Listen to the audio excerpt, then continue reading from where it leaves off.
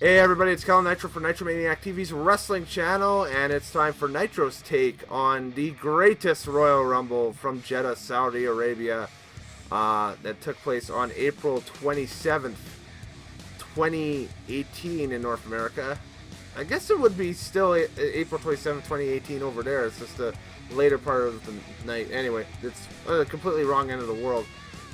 But the event was so huge that I can't review it and take a look at all aspects of it and all the fallout from it by myself. So I welcome on the other end of the line my buddy, my friend, Moorhouse. Moorhouse, how are you doing today? I'm doing fantastic. It's a beautiful day after a long endurance of another WWE quality event. Ain't that the truth? Holy smokes, that was a long one. I guess we'll start with the runtime off this thing. Started 10 a.m. our time with no pre-show matches, which was a first, and then that thing like ran right till 3 p.m. our time, so 10 a.m. to 3 p.m. Mountain, which made it an even. And if you look at the playback on the network, it's an even 5 hours right on the dot, with a half-hour intermission, I believe, for their prayer time. Yes. Or for us to get snacks over here in North America or England or wherever you may be watching this. But tell me your thoughts immediately here about the event at large. When you heard this thing being announced, what was your first thoughts? And then upon first glimpse of the event yesterday, what was your first impressions of it? So when I first was pitched the event, I thought, okay, well, that's cool. I know there's a lot of politics and religious, differences between Saudi Arabia and North America. So I think this is trying to adapt and maybe push things forward in a more positive direction. So I'm like, okay, well, we'll give it a shot and we'll see what happens. The production quality of the event was amazing. I think they used more pyro and I think they used more pyro and fireworks than they have for WrestleMania. It was quite amazing to see. The production value was top notch. They spent a lot of money on that. But the one thing I did notice is the front row fans weren't really engaged at all in the event. They were just wandering around or had their backs turned to the matches half the time. Yeah, it didn't really help having the entirety of the Saudi royal family be essentially seat fillers for the first three rows, especially on facing the camera at that that side, not on the hard camera side, but on the side opposite of the ring and that stuff. Also, the chairs, a little bit more gaudy than your take-home chairs from, say, your travel packages from WrestleMania and that stuff. These things look, first of all, deadly comfortable. I'm sure they had cup holders in them. But they're kind of more like the chairs that you would buy for your rec room than they would be chairs that you'd see in an arena at a wrestling event. So they were sponsored by Lazy Boy for this event. I guess so, yeah.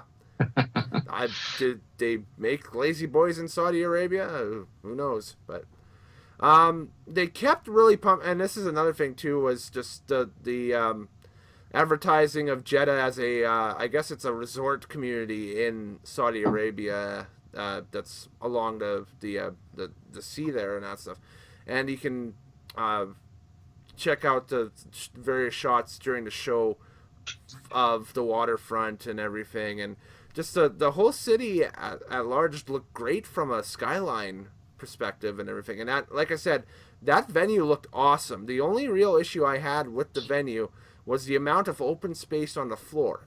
It was as if the floor was just reserved for, royal family, and then maybe, 5 or 10 billionaires seat upgrades. That's it. Yeah. That was it. But the rest of it was just great. Like, you could even tell in a pre-show the amount of open area behind JR and the King and Byron on the pre-show panel. That this was going to be a little bit different compared to your normal WWE pay-per-view. Absolutely. I was not used to not having Renee Young open. I know she's forbidden to do it at this country, but it just seemed weird having Byron host the whole thing. Yeah. The other thing, I obviously don't watch as many of the TV shows regularly as you, but this is the first time I've kind of been introduced to the screen graphics during promos, it looks like selfie promos. Oh, they're bad. They brought those in, I want to say, prior to either prior to or just after the Royal Rumble this year. And they tried them a bit on Raw, but they've seemed to gone away from them a little bit. They are still a staple of SmackDown for whatever reason. They are all over the place on SmackDown, and if I can suggest anything for you, YouTube the Usos penitentiary promo from just prior to WrestleMania this year. Okay. And it's the infamous thing where I think when Jay says lock down, there are digital bars that pop across the screen that slam down, and it's the worst thing ever. Yeah, it's. I wish they would go away from it myself, but I don't think they will. Clip Art City. Oh God, it's straight out of a mid 2000s PowerPoint. It's not even good stuff. So. Yeah, it's crazy. So, all right. Well, we'll start with the match analysis, and then I want to hit you up with some of the controversies coming out of this event and leading into this event as well. I guess the opening question for you is it time to play the game? Because that was the opening match. Yeah, that's right. Triple H and John Cena were the curtain jerk on the evening. The match ran 15 minutes and 45 seconds, and John Cena got the win. So Cena wins, lol, in Saudi Arabia of all places. It makes sense. The fans were really heavily behind Cena. The one thing I did notice, are they 10 years behind on wrestling events in Saudi Arabia? Because all the 08 stars had the largest pops. Yeah. And also, if you noticed a lot of the shirts in the crowd and that stuff, they were the shirts from about 2 or 3 years ago. And they look like they were brand new. So I think that might be where, I guess, WWE clearance merch goes to die. Is the Middle Eastern fan base and that stuff. Well, not really to die, but just to clear out, I guess. So because there are a ton of people that were wearing the old school Shinsuke Nakamura Strong Style Has Arrived shirts and... AJ's shirt from when he first arrived. Some League of Nations shirts. League of Nations shirts, you name it. Yeah. It was crazy. No, the crowd was hot for this one. Absolutely. I think it just elaborates more on and exposes more on the icons that both Triple H and John Cena are. Yeah, they both had fantastic entrances. Cena brought in a lot of the youth from the city there. So they all came in out with him, and they did the "You Can't See Me" while he ran down the apron. Sorry, ran down the aisle, not the apron. But yeah, no, it was an okay match. It wasn't anything fabulous. It was meh. Yeah. Yeah. Meh, right? It was a very house show match. You're going to hear that term a lot during this review because, in my opinion, majority of the matches were worked at a house show pace. So very safe. Very safe. Yeah. It wasn't a breakneck WrestleMania pace. It was more like a live event in Poughkeepsie type pace, tonight. So, anyways. Second match on the card was the Cruiserweight title match. Cedric Alexander defeated Kalisto in 10 minutes and 15 seconds. I love the finish to this match. Anytime a finisher is countered by another person's finisher, that screams out to me old school WWF. But I love it. It's one of the cliche things about pro wrestling and especially WWE that I just love is that one guy goes for his finish and is immediately countered by the other guy's finisher. Like Kalisto went for the Salida del Sol, and in midair, of all places, Alexander counters it into the lumbar check. Just incredible. Great spot. Great spot. No, it was a great paced match. The only negative I have, the crowd had no interest in this match. They were dead quiet, and like I said, the problem I had with the front row, half of them were just looking away or talking to their friends. I think Alexander's a great choice with the belt right now. I know we discussed about it after the WrestleMania match with Mustafa Ali a little bit, and I think he's the perfect guy to be holding that belt right now as they try to reestablish their brand. No, it's a damaged brand, but it's getting better. The writing's a lot better lately, and the right stars are getting pushed. Mm-hmm. Up next was the only title change of the night, and this was for the vacant Raw Tag Team Champions. Tag Team Championships, I should say. We were going to find out who the new Raw Tag Team Champions would be. Obviously, there would be a title change because you're not going to leave that match with 2 vacant belts unless you're Vince Russo. And we had the broken Wyatt and woken Matt, Bray Wyatt and Matt Hardy, versus Sheamus and Cesaro the Bar. And as we predicted, what happened, and the Raw side walked out with the Raw belts. So... Yeah. There's not a lot to say there. It's just... No, it was, again, a safe match. Yeah. There was not a lot of pizzazz in it. Predictability was key here. You're not going to have the SmackDown guys win the Raw tag team titles when they're on SmackDown, and they're going to stay on SmackDown. It just doesn't make any sense. No, exactly. So, and it furthers the storyline along. It gives also the rub of this big event to Bray and Matt because they walked out with a belt. So... we're going to get now a tag team division that... It's weird. It's going to be weird, but it's going to be fun. It's going to be a lot of fun. It's going to be something where Borash and his creative group behind him and that stuff can really dig into, this division. We can see conceivably, Wyatt and Hardy versus Breezango in a fun series of events, potentially. We could see... Ascension, yeah, Ascension would be a good one as well, just because of the twisted and the strangeness of it. It could be fun. Oh yeah, absolutely, and so on and so forth. And then even if you have a couple of stars from I don't want to say the main roster, but from the singles side, maybe like a Braun Strowman, Roman Reigns, something like that involved in it.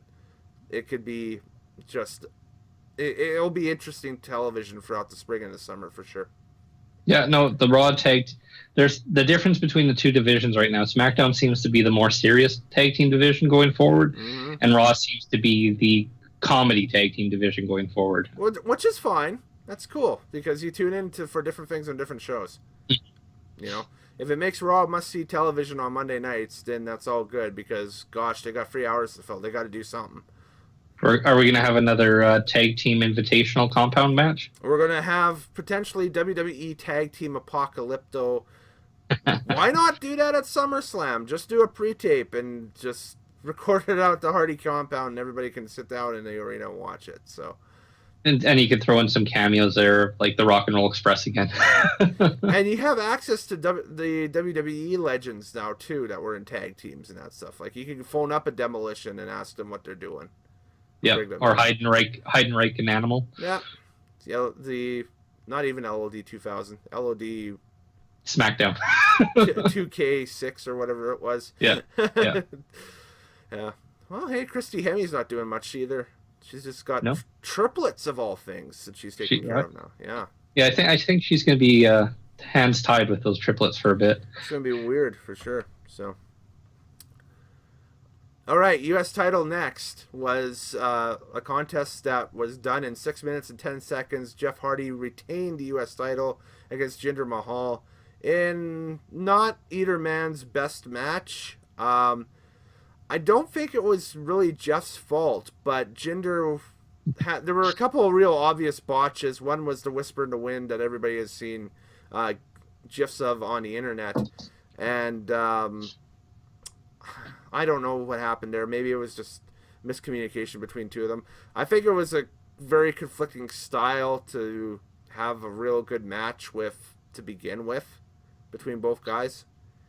Yeah, you have a fast, speedy guy like Jeff Hardy taking on a brawler, bruiser like Jinder. Mm-hmm. who can also technical wrestle a little bit because of the Hart influence from Calgary and that stuff. And it's I mean, it for whatever reason, for the chaotic nature of that Monday Night Raw, it worked then because, again, chaotic nature, you're expecting anything because of the superstar shakeup, so on and so forth. What you saw at the live event in Saudi Arabia, just kind of House show. yeah, it was, again, house show pacing, house show match, nothing spectacular off that. I guess now Jinder goes back to Raw, probably figures into the Intercontinental title picture, I would think. And Hardy goes back to SmackDown, U.S. champion. I guess we're going to see maybe Orton and Hardy. Yeah, Orton, Hardy going forward. Could potentially see, add a few other names to that. Maybe if Rusev stays around, maybe it's a Rusev and Hardy thing. Who knows? Yep. Or Samoa Joe still too. We got him around, so. Which is great for SmackDown to have him. I think it's awesome because there's a guy that's happy just to work mid card, or if you want to throw him in the main event picture, he's happy to do that too. Up next, the Bludgeon Brothers defeated the Usos for the SmackDown Tag Team Championship. Well, they retained. The Bludgeon Brothers walked in as champion, and they walked out as the champion. Let me get the match time for you here. It was 5 minutes and 5 seconds. Again, another match just to, I guess, beef the card up, fill time, say that you beefed up and had all the male singles and tag championships on the card. Again, if anything, it just helps establish the Bludgeons as a, that's their big bruising tag team on SmackDown Live. And as you said earlier, they're the champions of the quote-unquote serious tag division over on SmackDown Live, where Bray Wyatt and Matt Hardy are the tag team champions of the fun tag team division over on Raw. No, it was, another house, nothing memorable, nothing to see here. Champs retain. The storyline going forward, I don't think could be properly told because I know Naomi's involved in this feud. But again, she can't be there. So on SmackDown, I think this feud's going to continue with Naomi being involved still. Up next was the Raw ladder match for the Intercontinental Championship. 4 men, Finn Balor, Samoa Joe, Seth Rollins, and The Miz. And this was actually a very well thought out, well paced 15-minute affair for, typically WWE ladder matches go one of two ways, Moorhouse, I find. Either they go super protective because they're doing it on like a Raw or a pay-per-view that's of no consequence, like a B pay-per-view in the middle of May or something, or they go ballistic, i.e. your tag team championship match from WrestleMania 33. This was kind of a nice hybrid in the middle because you had some spots where, okay, you can tell these guys are kind of taking it easy, and then you had guys like Finn Balor who are doing coup de grace through ladders on guys and stuff. So it was the mixture of both worlds here. So no, it was a fun ladder match. Most ladder matches are fun. The pacing was good. The finish was out of nowhere. Yeah. Again, it was in between safe and let's have fun out there. Nobody wants to really get hurt, so definitely not going to throw their, crash through 5 tables and 3 ladders, and like we saw at NXT. And man, Seth Rollins with the finish just proves how athletic that dude is. He jumps out of nowhere onto the other side of the ladder as Finn Balor is unhooking the belt, like literally unhooking the belt, and just snatches it away from him. Like that is just. That's CrossFit Jesus right there. That's all I can say. It's like a cat going for the last treat while the other cat's trying to eat it. He snarfed it. I never thought I'd say that term on his channel, but he snarfed it. He snarfed the title away from Finn Balor. Oh, wow. So Throwback Thundercats. Yeah. Snarf. Hey, that's a great name for a tag team. Throwback Thundercats. Oh, there we go. Sounds like a Shimmer tag team. Yeah? Yeah, I think so. We'll pitch it to Shimmer. Oh, that'd be something like Leva Bates and Delilah Doom would put together or something. It would be the Throwback Firecats, I think. Something like that. Then we had the rematch of the WrestleMania WWE title match between AJ Styles and Shinsuke Nakamura. Match number 3 if you're a wrestling fan. Match number 2 if you're a WWE fan. So on and so forth. With match number 4 if you're a wrestling fan. Match number 3 if you're a WWE fan. Coming up later this week or at Backlash, I should say, for the WWE title. All this match really succeeded in doing, in my mind, is getting a lot of shine on AJ Styles, which is good. Mm-hmm. He got Shinsuke at the end of the match once and for all. Great match. I thought the pacing of this match was a lot better than the WrestleMania match that they had.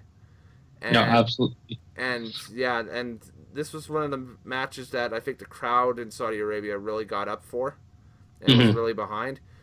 It was a real letdown to have a double count-out decision off that. I think it was a double count-out. Didn't our preview someone say it was going to be a schmoz finish? Yeah. There you go. Yeah.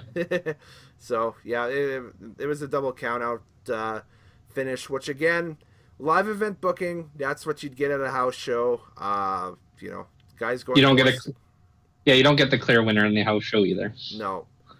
Ballistic, but it's always, with those matches, what happens after the match is the thing that they want to hammer home. So, and that'll be the thing that they replay on SmackDown Live this week to build up to the Backlash. I guess the semi-main for Backlash would be that match, and with Roman and Joe probably going as the main event. And here's a thought for you. Go for it. What if the Good Brothers turn on AJ and joins Shinsuke? Could happen. Happen. Yeah, because everybody's assuming that this is going to be a club reunion on SmackDown. So maybe that's what happens. Because also, if you look at New Japan history, Carl Anderson used to be a member of Chaos. They could play that. They could play that card. Yeah, they very well could play that card. I think that would be very interesting if that played out. Maybe that's how the match at Backlash ends. So, but just flipping back to this match here again, just your normal house show type pacing towards it. Nothing real special. The most important stuff is what happens after the match. So, yep. Continue the storyline. This is just a continuation of storyline pay-per-view. Just because I can't remember where it was in the card, and I'm just doing this off of memory here, Moorhouse, but there was this part in the card where they brought Mike Rome from the back out and interviewed the 4, I guess, graduates of this training seminar that WWE had in Saudi Arabia. The fellow with the long hair, his name slips my mind. I think it was Mansoor. He's going to be a star because the dude already has some presence and that stuff. Has already been working in the United States on American Indies on the West Coast. And by all accounts is a real good junior heavyweight. So I think they got themselves a diamond in the rough with him. He was the only one out of the 4 that had real presence, I found, with the mic and with the promo. No, and, he will be a star because there is a long-term agreement here with Saudi Arabia, so eventually they're going to start, having some wrestlers stay home and then promoting more of the homegrown talent. We also seen during that segment I don't want to say major return, but a surprising return. Arya Daivari came out to kind of be the heel in this segment and belittle the graduates a little bit. And out alongside, carrying the Iranian flag, Sean Daivari of all people. Welcome back, 2006, 2007 WWE. Yeah, it's been a long time since we've seen Daivari, or Sean Daivari anyway, in the WWE. He's been, around the independents, and he had a little stay with Impact for a bit. Mm-hmm. So it's nice to see him, and I'd like to see him and his brother become a tag team, maybe on the Cruiserweight show. That would be something interesting. I think that's where that's going to start. I'm hoping that he did indeed sign with WWE on a long, or even a 1 year deal. Mm-hmm. And going forward, it would be awesome to see him and his brother tag up and move forward, because that's a tag team that's got crossover potential, I believe. You're always looking for good mid card heel tag teams, and I think this is a team that could easily complement like a Brazongo, or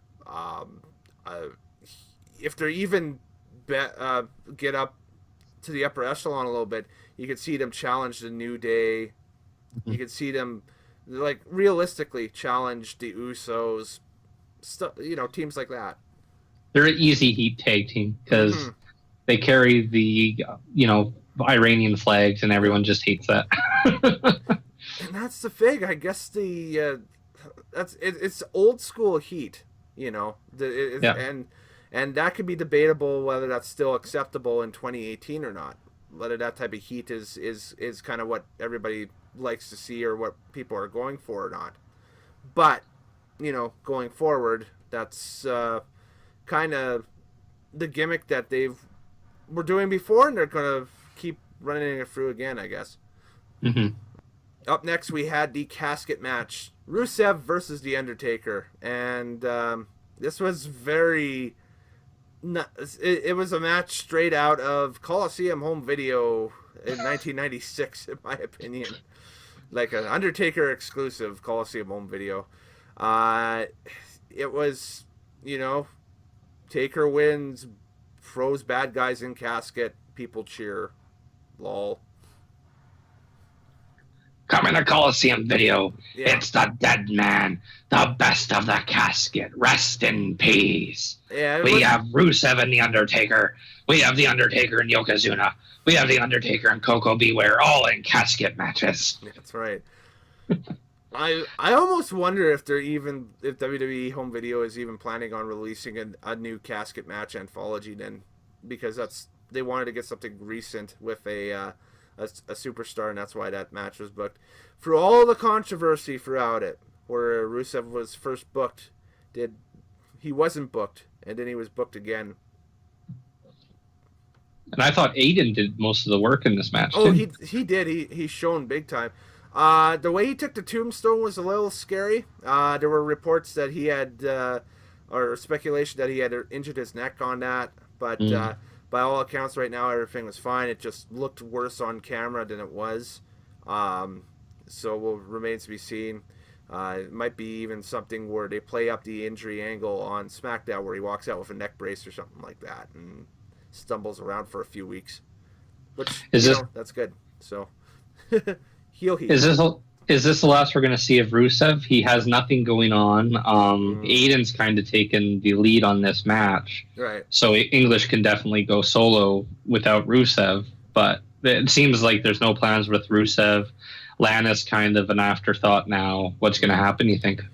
I don't know. That's the big question we have coming out of this, is was that the literal burial of Rusev's run in WWE? If so, it's a sad deal, because here's a guy who debuted on the main roster with so much potential and was one of the highlights for me of WrestleMania 31, walking in with the undefeated streak with the U.S. title, and then the match with Cena, the All-American Cena versus the foreign invader. Again, countries clashing equals cheap heat. Great.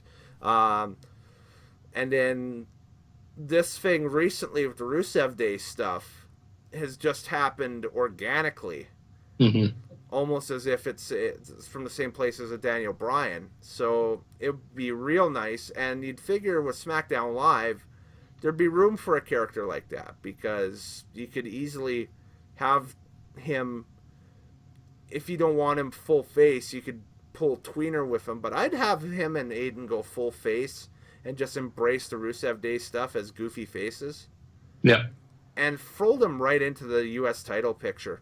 You know, Yeah. that's the thing, is that's the guy after Jeff Hardy loses the belt to a heel that the heel can wrestle with for the U.S. title would be Rusev and English. You know, just along those lines.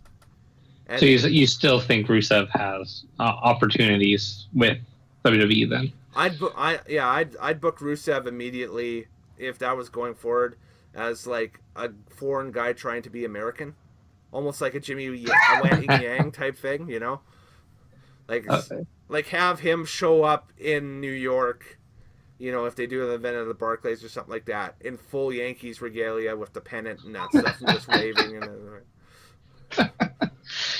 I like Aaron Judge. He's very good. It's like when Kamala started going bowling. Yeah. Mm. No, I hear you. I want Rusev to succeed. I just don't know what his, we don't know what his thoughts are. We've heard, rumblings and reports he's very unhappy with his bookings, but I tell you what, if he takes that Rusev Day thing or any variation of it over to New Japan right now, that's hot enough that whatever faction he ends up in New Japan is immediately going to be elevated, tenfold, I think, just off of it. If he ends up in Bullet Club, well, that doesn't really fit. They're printing Rusev Club T-shirts or something like that within months. If he ends up in Chaos, that would be, phenomenal, I would think. I could see him, what's Taguchi Gun, or Taguchi's stable. Because that's more of a comedy stable. Yeah, okay. You don't see him in Suzuki-gun? He'd have to basically turn heel and just want to break everyone's bones. That was kind of his run when he debuted in WWE. So he'd have to go back to his original. I could see him part of Taguchi and then just being like a comedy, because they have like Juice Robinson, they have Tana. Right. They're more a comedy or fun stable. Yeah. All right. Well, yeah, going forward, that could be something. But yeah, I fear for Rusev's future in WWE. I hope it's not the end, but it remains to be seen. So. Let's see if he's booked for a match immediately, and a high-profile match immediately this week on SmackDown. Then they're doing everything they can to try to save the guy. So. And if it's Rusev versus Xavier Woods. Well, even with the New Day, that's okay. Then that's an overact, working with an overact, right? I mean, okay. So if he loses if he jobs to Ty Dillinger. Yeah. Okay. Yeah. Then it's over. So, all right. Up next was the steel cage match for the WWE Universal Championship. Brock Lesnar defeats Roman Reigns in 9 minutes and 15 seconds via back bump. Back bump through the cage, landing his shoulders firmly on the padding on the outside. And there was a botch with the finish there, because don't forget, the stipulation with WWE cage matches is not just pinfall or submission can win, but first person whose feet touched the floor would win as well. The problem is Brock's feet did not touch the floor. His shoulders touched the floor first, and Roman's feet touched the floor, if anybody's feet touched the floor first, if you look at that. The way they both went out with the spear. So, but you're missing the point. This was not whose feet touched the ground first. It's whose feet float off the ground first. Right, and and people are going to come online. It's like, well, no, it's first to escape the cage. So they're okay. You're partially right there. What I'm saying is they botched the ending. Oh yeah, they did. They absolutely botched the ending on it. So, it was. It was Brock Lesnar in a cage. So, you're not going to get Ricky the Dragon Steamboat arm drags or technical wrestling masterpieces from Bret Hart when you put Brock Lesnar in a cage match, especially with Roman Reigns.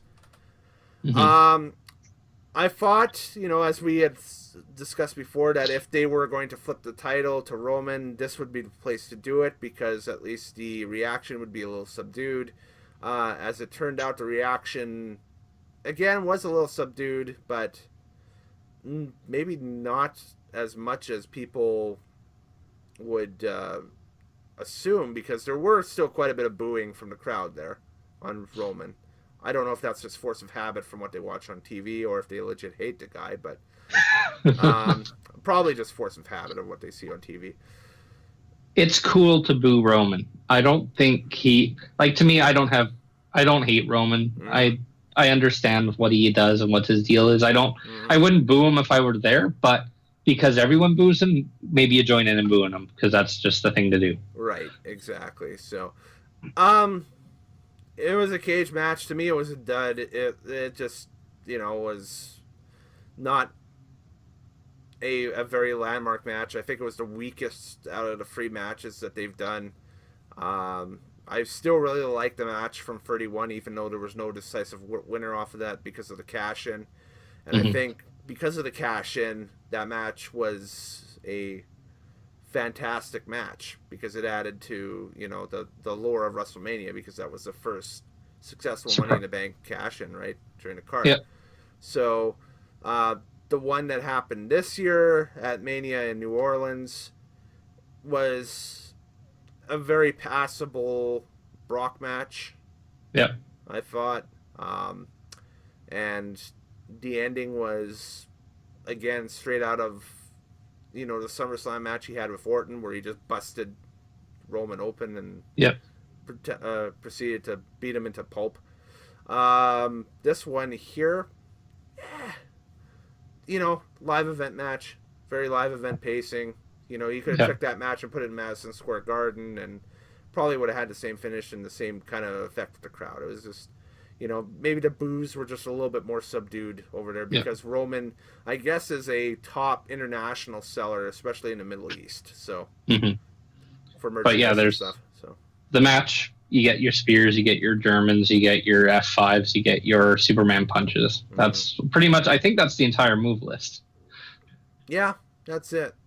These guys, they don't run a lot of plays, as JR would say, but the ones they do run are effective. So it's like when I used to play my buddies in Madden video games. They just do Hail Marys and beat me like 90-12. Those were fun. Yeah, exactly. Just you turn the NFL into like an arena league, and it's just, you have finals like 79-74 or something like that, and it was great if you did the full 15-minute quarters and that stuff. It's just ridiculous scores, yeah. Yeah, exactly. So, all right, and then that just leaves us with the Rumble match itself. We'll discuss the winner here first, and then I want to talk about a couple of the participants here going forward. Braun Strowman winning the Rumble match. Yes, that's a huge yes for me. That's awesome. The dude is being built as an unstoppable monster. What's a better way to build an unstoppable monster at this point in the game than to have him win a battle royal of that size? And the biggest battle royal in history, the biggest Royal Rumble in history of 50 men. I think that is great. I think the crowd reaction, it popped the stadium. The stadium just erupted when he won. It does not hurt Big Cass one bit that he was the last guy eliminated, because the way he was eliminated was brutal and it was awesome at the same time. The rope crotching on the ropes there, and then just Strowman coming out of nowhere with a big shoulder tackle to knock him off, and you could tell that Strowman got some extra speed on that too. For a guy have we seen a big man move that well since Bam Bam Bigelow? Not really. Well, he's a different type of big man. He's like a Hulk Hogan type of body, right? But he moves faster than Hogan ever moved in his life. It's insane. It is absolutely insane. Just watching him in the ring, and it gives the live crowd in Jeddah something to remember, and it gives the Saudi people something prideful about the card, because now Strowman's walking around with this big green belt and a trophy, and that's kind of their champion right there. So it's like, essentially they crowned a Saudi Arabian champion last night with that match. Yeah, and it's Braun Strowman. the other thing, I think this is kind of, hey Braun, we're gonna put a rocket to your back and we're gonna see how far you go. Because I think they're kind of almost done with the Roman experiment. So I think they're gonna throw now the rockets on Braun and see how far he can fly. And yeah, this is just another like chapter in that new story that we're gonna get of Braun. Thought for sure that this would be the Rumble that Daniel Bryan would finally win because it was a nothing Rumble. There was no title opportunities off it or anything. Uh, but Daniel Bryan still had an amazing showing. I think the official number was an hour 16. Minute. Yeah, 1 minute. No, that was more Mike Canales than anything else, which I'm choked about a little bit. But we'll discuss Daniel Bryan first. Dude has come back, and yeah, Cornette said on his podcast a few weeks ago that the right thing to do is to strap the rocket to Bryan and just push him to the moon, because this is once in a lifetime opportunity for WWE to gain a bunch of momentum, because here's an athlete coming back from essentially a retirement, a career-ending injury, and all of a sudden he's ready. He's back. He's back to 2012, 2013 Daniel Bryan.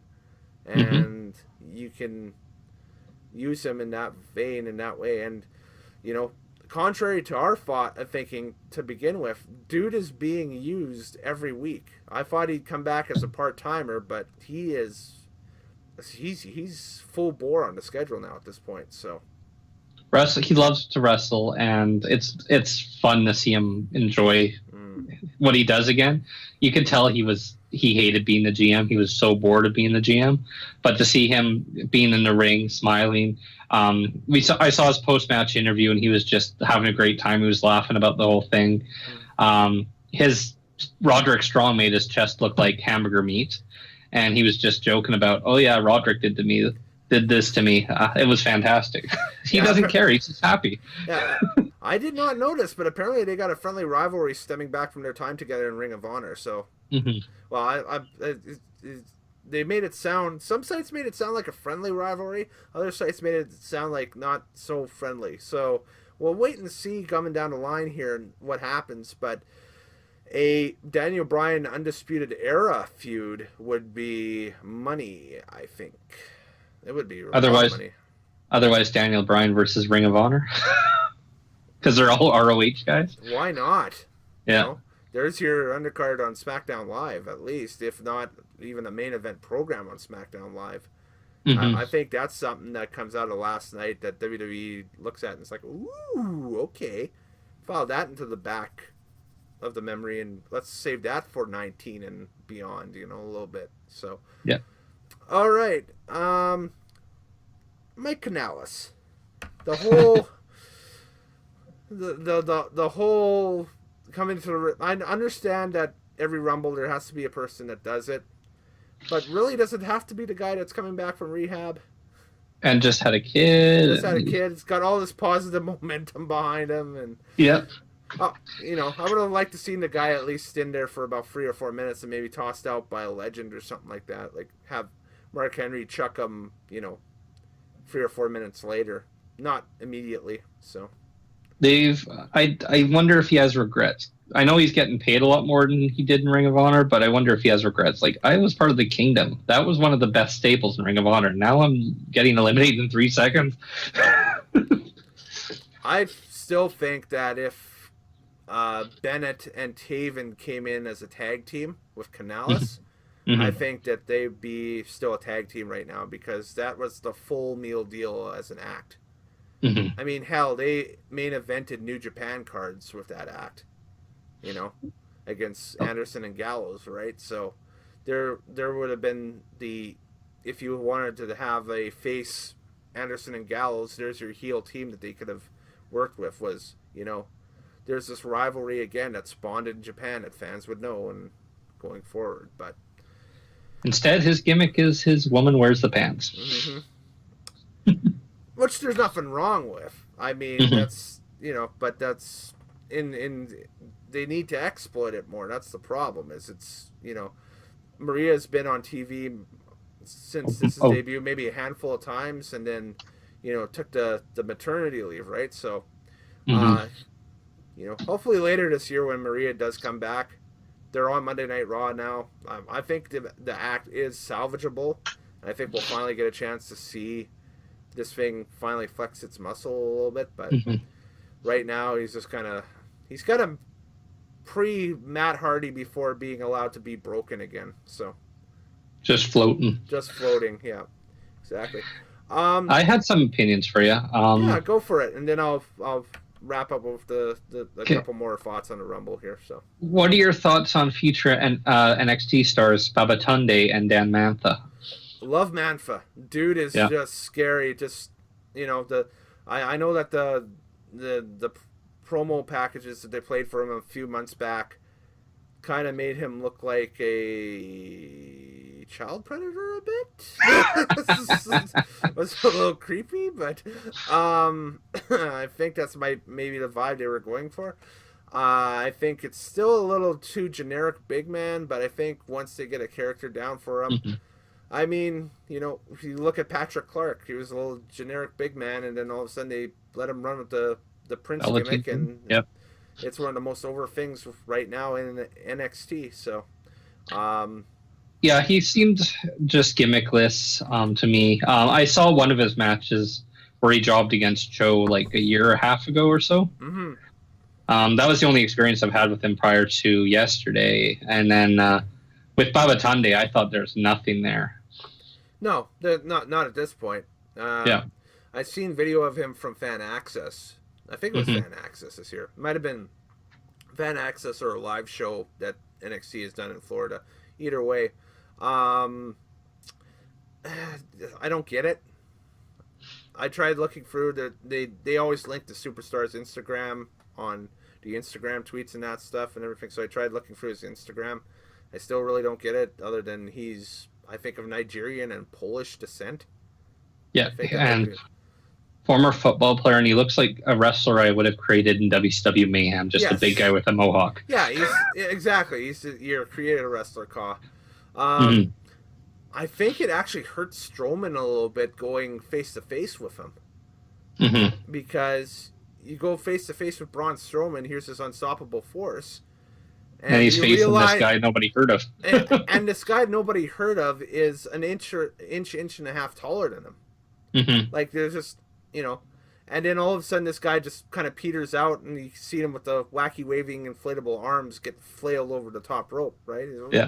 Like that. So, I mean, you could say that Strowman punked him out, which is what they'll say happened, but we know what really happened. No, we do. Yeah. And then I think we should also touch about our guest appearances. Okay. Maybe. Yeah. Go for it. All right. So, first guest, we got Mark Henry, Hall of Famer. Hall of Famer. That ends. I thought they did an excellent job of explaining why he's in the Rumble. Was because he wanted one extra jewel in his crown, and he thought doing a back-to-back Hall of Fame and becoming the greatest Royal Rumble winner would have been great. I personally wouldn't have had Mark booked that early in the Rumble. I would have threw him out in the final 5. Yeah, because you could have teased Braun having troubles lifting Henry because he's so big. Yeah. Yeah. I would have had him even in the final 4, the last 4 guys in the Rumble, Mm-hmm. and then have the announcers just run with, "Wow, Mark Henry's going to go back to back. Mark Henry's got the potential of being a Hall of Famer, and then winning this Royal Rumble and just retiring on top, right?" Yeah, and get a big trophy. Yeah, exactly. And then that's it. If that was an American crowd with that angle, they would have gave him not maybe a standing O, but a quick ovation at least after he got tossed, right? Because his Hall of Fame speech and everything like that kind of sold me a little bit on the dude. So whereas it's like, okay, cool, yeah, you do deserve all the just do you did. So I was definitely cool with Mark Henry being in it. Yeah. Awesome. Then we had Hiroki Sumi. This is the guy I wanted to talk to you about. Okay. In my twisted mind, and this is as twisted as I wanted to see here, I want to see this guy wrestle Kenny Omega. That's an interesting match. I'll tell you why. because I think that it could potentially be Bret Hart versus Yokozuna Okay. all over again. I think it could be a lot of fun watching those two guys. I think Sumi's in the wrong Fed. I think Sumi should be in New Japan, and I could. just have him go against Omega one day. That's it. I can see that because you can have Omega work around him, and then Sumi just like fall down. Because I remember that spot where Brett kind of hops on Yoko's back and tries to choke him, and then Yoko just falls back and squashes Brett. Yeah, it was essentially David wrapping the stuff around Goliath to trip him, right? Yeah. So, but they got potentially again a Yokozuna 2.0 with Sumi. They just need to get he'll definitely need a mouthpiece. There's no lack of men and women on the roster that could cut a promo for him. You can definitely have some wrestlers even step away and then become managers. Because I think there's a lot of guys with charisma on there right now. You mean to tell me that if Dolph Ziggler decided to step away from actively competing all the time, and just have Ziggler as seriously, Dolph Ziggler as a manager would be better, I think, than what he's doing right now. Yeah, absolutely, and have him as one of his chargers. I think that would be I'm just trying to trying to figure out who would be the modern day equivalent of a Cornette on that roster that would help him out, right? So, or just bring back Cornette.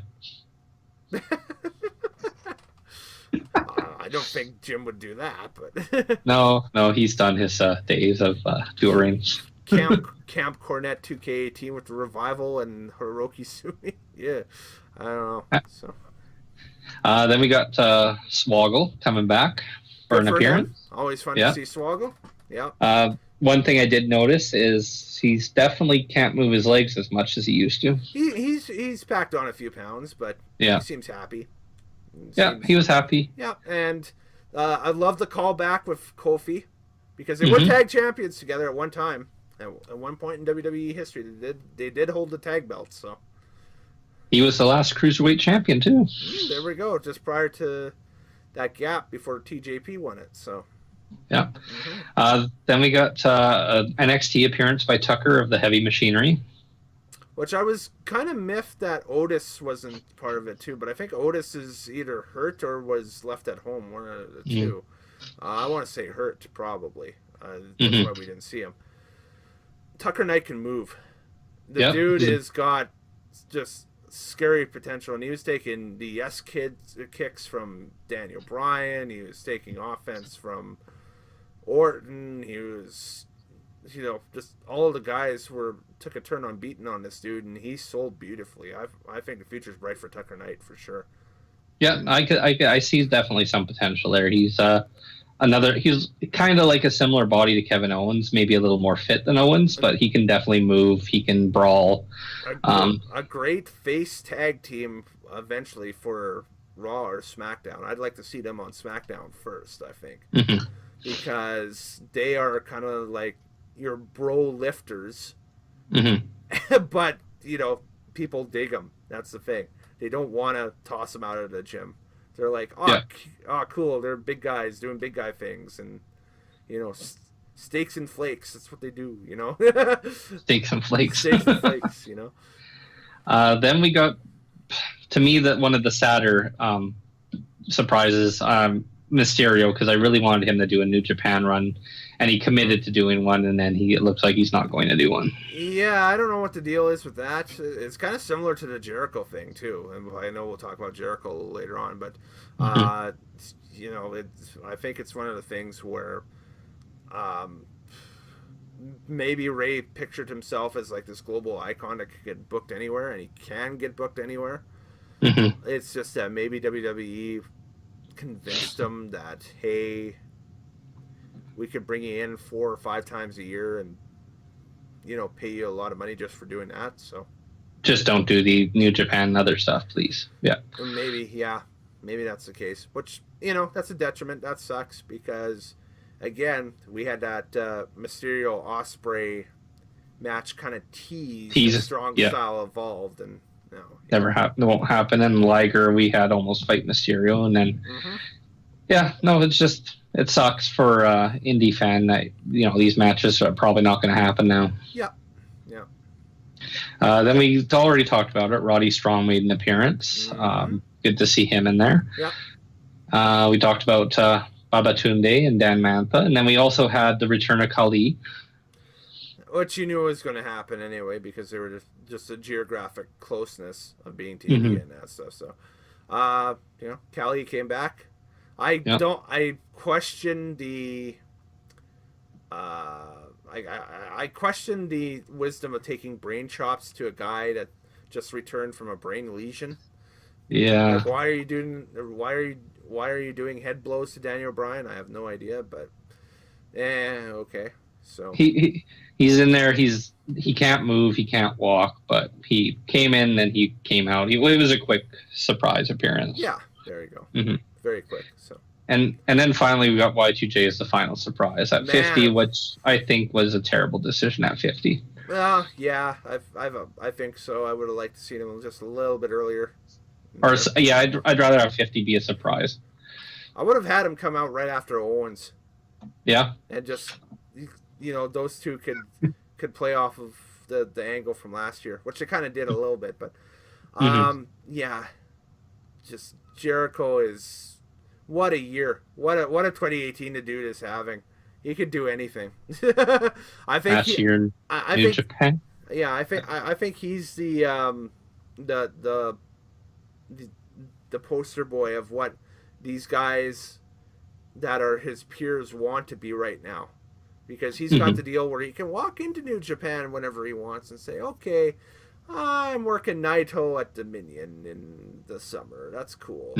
And then he can go back to Vince and be like, oh, you're doing a card in Saudi Arabia? I think I'm going to fly over there and do that. And then September, I'm going to do a boat match with Kenny Omega. Yeah, I got this cruise coming, and I'm going to sail away, man. And we're going to do the Omega rematch on a boat. Cool, okay, Sail away, man. Sail away, man. So, yeah. No, I'm always great to see Jericho.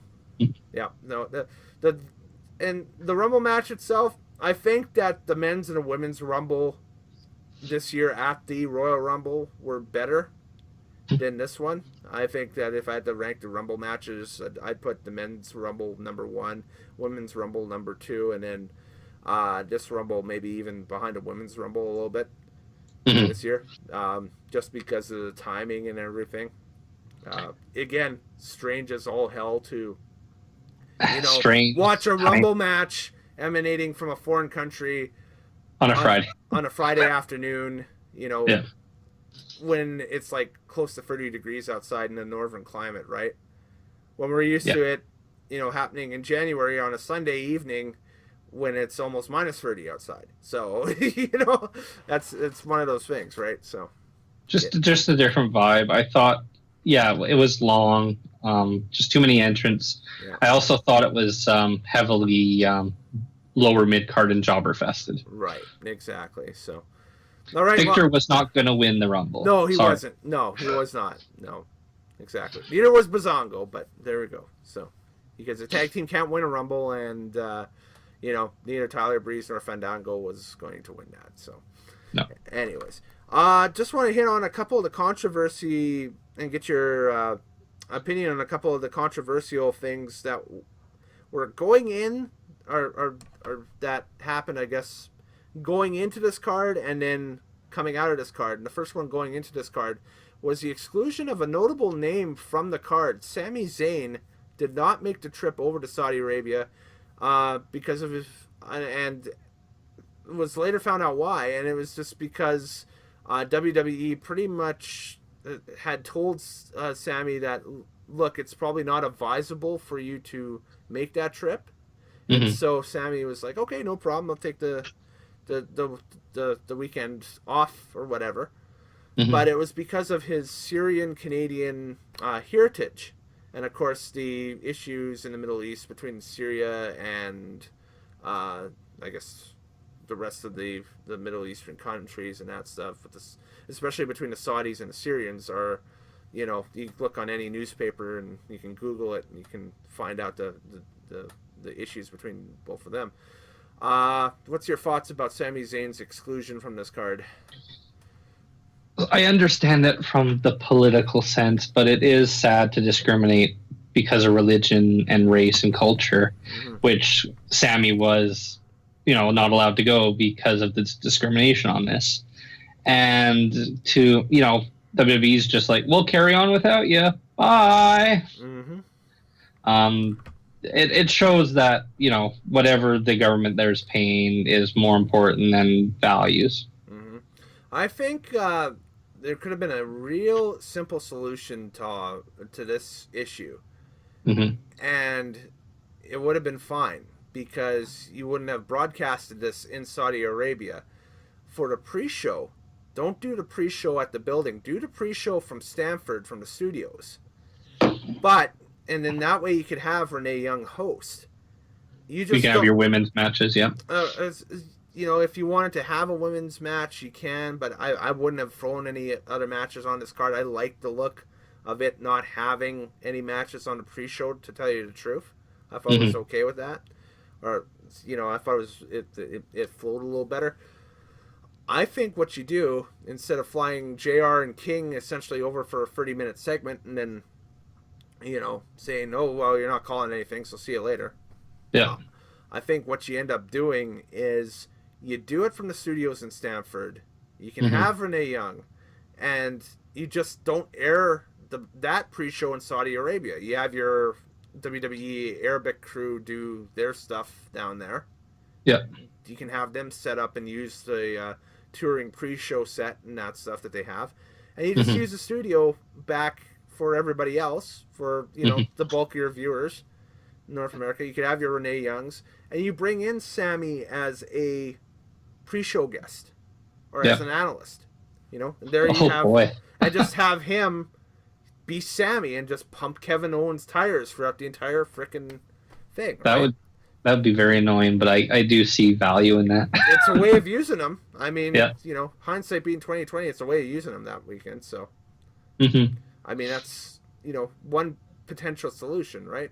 And then your pre-show panel would consist of current superstar Sami Zayn, your normal, pre-show person Renee Young, and I'm not a Renee Young fan. Here I am getting her work for the weekend, so there's something, right? This is how messed up this card is. I'm getting Renee Young work for the weekend. This is what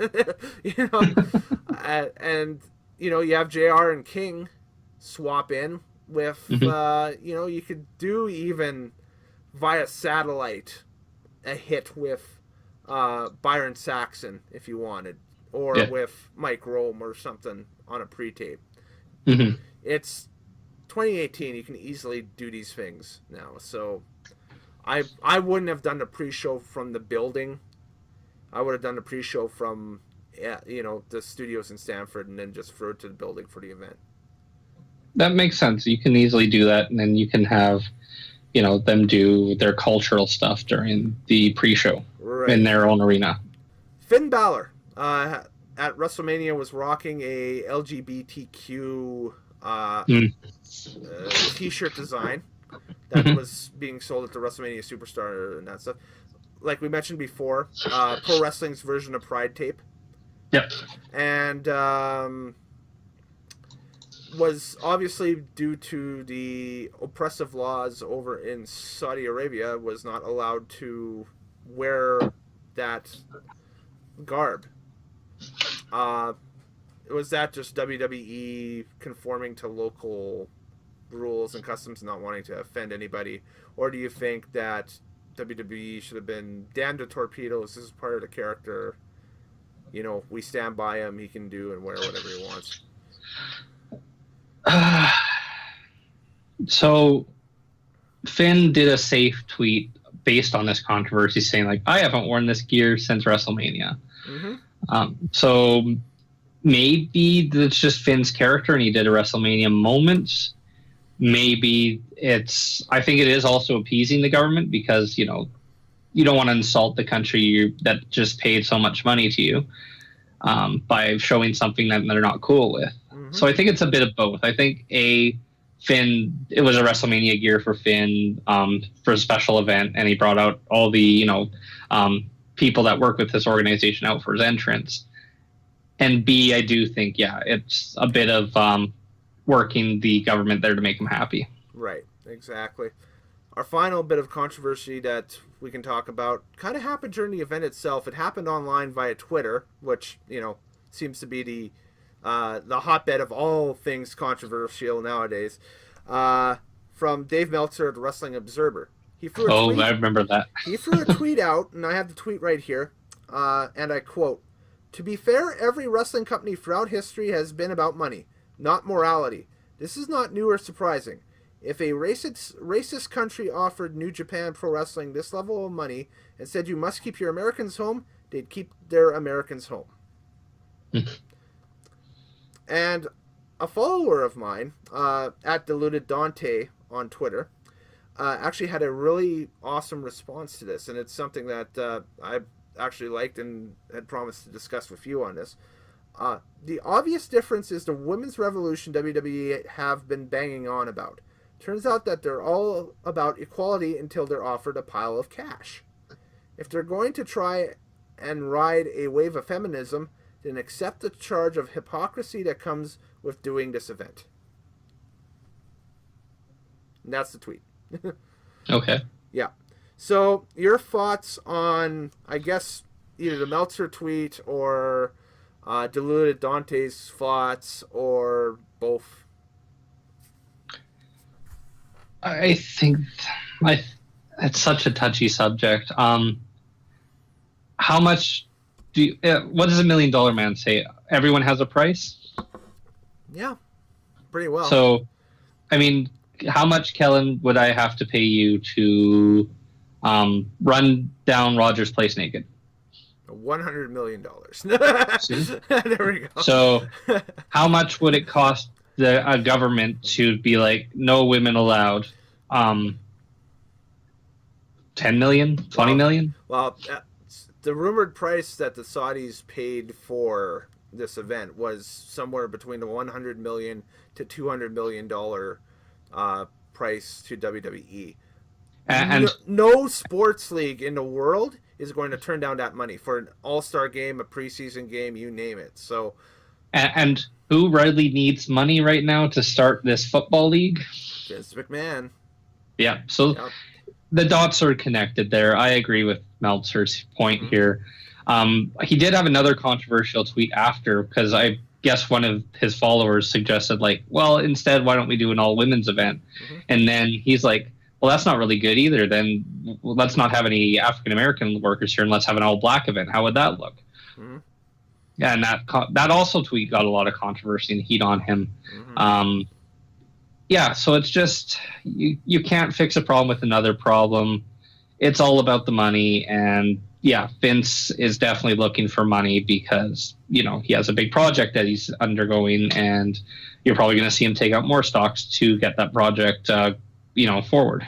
Right, exactly. So I think that all of the thoughts brought by all parties, including at Diluted Dante on Twitter and at Dave Meltzer, were very well thought out, and I feel and I agree with most, if not all, of what they said on both sides, because there's both sides of the argument right there. It's the fan wondering why they're doing such, and then Meltzer coming out and saying, well, this is the reason why they're doing such. But ultimately, it's the fact that if WWE was an actual legit pro sports league, like the EPL or NHL or something, and they were asked to do an exhibition game in Saudi Arabia, and they were presented with a $200 million blank check saying, here's $200 million, you guys name the teams, you pick the matches, or you pick the terms, blah, blah, blah, it's your event, but we just want you to host it from this city, at this venue, on this date.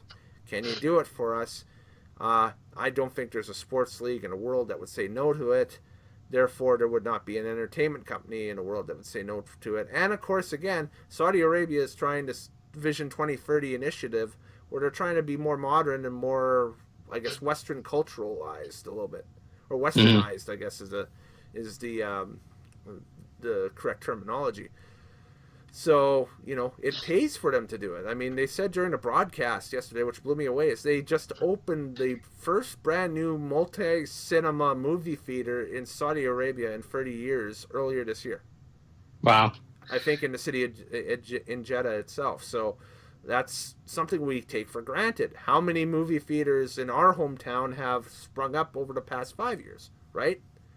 You at least over a dozen Yeah, movie theaters in absolutely. Edmonton. Yeah. Absolutely, yeah. For sure. With one more being built downtown as part of the new arena project, right? So, Mm-hmm. that's the thing is that it's it's hot button, and it will continue to be hot button. Um, I don't think that even if you offered a all women's pay per view from a European center like Paris or London even or something like that, that would even rectify or be seen as equal. I think that would just be, you know, that wouldn't help matters at all. That would complicate more than anything else, right? So It's like the movie Annie when they came out with the black version of Annie a few years ago. I don't mean to sound stereotype, but that's what everyone called it, is Black Annie, because it's the same movie, the same story, just with African American actors now. Right. Well, we better get a out of 10 rating on this event wrapped up, because this has already been the longest Nitro Steak I think we've done on this channel, or I've done on this channel. But there was a lot of takes to be taken, I guess, from this event, because it was such an oddball and such a abnormality to the schedule that we've become so used to. But it's going to be, I think, you're going to see more events like this going forward with the WWE, because they have the network now. They can do it. So if they want to cut in and do 1 hour of WWE endorsed gerbil racing, they can do that and put it on the network. So, or wiener dog races outside of the big building there or something, whatever. So, so, taking into account my out of 10 rankings for all of the shows, which include production and match quality and everything, to factor in, it was essentially a house show with the match quality, that the guys were working safe, that nothing really happened angle wise, with the exception of McMahon getting tossed the way he got tossed out of the Rumble match. I mean, dude didn't get eliminated from the Rumble match. He got launched out of the Rumble match. Got thrown into orbit by Strowman, which I have no problem with either, because that probably writes Shane off of TV for a little bit too, so that's good. I'm going to give it a hard 7 out of 10, because, again, production quality was amazing. The production quality, it looked like a New Japan card with all the fireworks and all the spectacular stuff with the entrance and everything. Nakamura's new entrance music is awesome. The Tron is great, stuff like that. But the match quality itself, again, just house show. Yeah. And so, what do you think? Out of 10, what would you give it? Just for funsies. I give it a 6 out of 10. 6 out of 10? Okay. Yeah. Production, top notch, ace in the hole. They have the best production team, and they spend a lot on fireworks and pyro. That was the most pyro I've seen in the show in probably 10 years. Everyone got pyro. Oh, yeah. Everybody. But then, the match quality was average at WWE live event from Nova Scotia. Yeah. I mean, when Triple H walks out and his pyro was more than most football teams get on a, like a entrance for an NFL game or something like that, you can tell that was like, wow, they're really busting out the big stuff. And the pyro, even after the anthems were done in the building there and that stuff off the opening ceremony, was, they took the pyro from WrestleMania in Orlando and just did it like tenfold. Like they blew it out of the water, which was really cool to see on TV. I imagine being there live, it was like, wow, cool. You know, it's like a fireworks show. So, but And the people driving by are like, "What the hell's going on?" yeah. But you know, it's Asia. That's what they do over there. That's kind of where fireworks were invented. Were on that continent. So hey, there you go. That's kind of the thing. So, but anyway, Moorhouse, thanks again for joining me on Nitro's take on the greatest Royal Rumble, which was kind of more of a meh Royal Rumble, but The mehhiest Royal Rumble. I actually like the term that was getting thrown around too on Twitter, calling it the Oil Rumble. Because Oil of Saudi, Rumble. yeah, because of it being in Saudi Arabia, it was the Oil Rumble. So, I'm Cal Nitro. He's been Moorhouse. You can follow him on Twitter at One babyface heel. There you go. And you got a Facebook page too, and a website in the works. So. Website in the works, Facebook page, blog, house, merchandise, not yet. Not quite. Not quite. Yeah. You can follow me on Twitter at CalenNitro, Instagram at CalenNitro. And anyway, later, guys. Thanks a lot for sticking with us. This was a long one, but there was a lot that we had to get off our chest here. So.